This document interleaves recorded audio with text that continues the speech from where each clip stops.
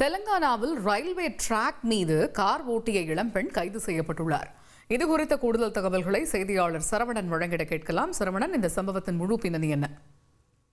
தெலுங்கானா மாநிலம் ரங்காரெட்டி மாவட்டத்தில் உள்ள சங்கர்பள்ளி ரயில் நிலையம் அருகே ஒரு பெண் ரயில்வே டிராக்கில் காரை ஓட்டிச் சென்றுள்ளார். இதனை கவனித்த பொதுமக்கள் உடனடியாக ரயில்வே அதிகாரிகள் மற்றும் ரயில்வே போலீசாருக்கு தகவல் தெரிவித்தனர்.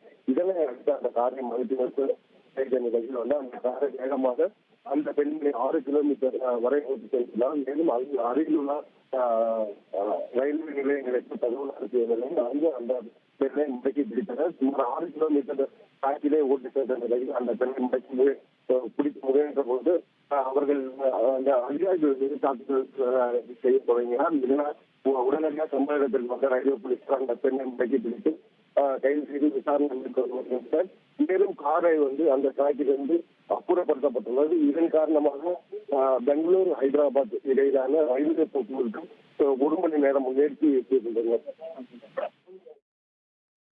தகவல்களுக்கு நன்றி சரவணன்.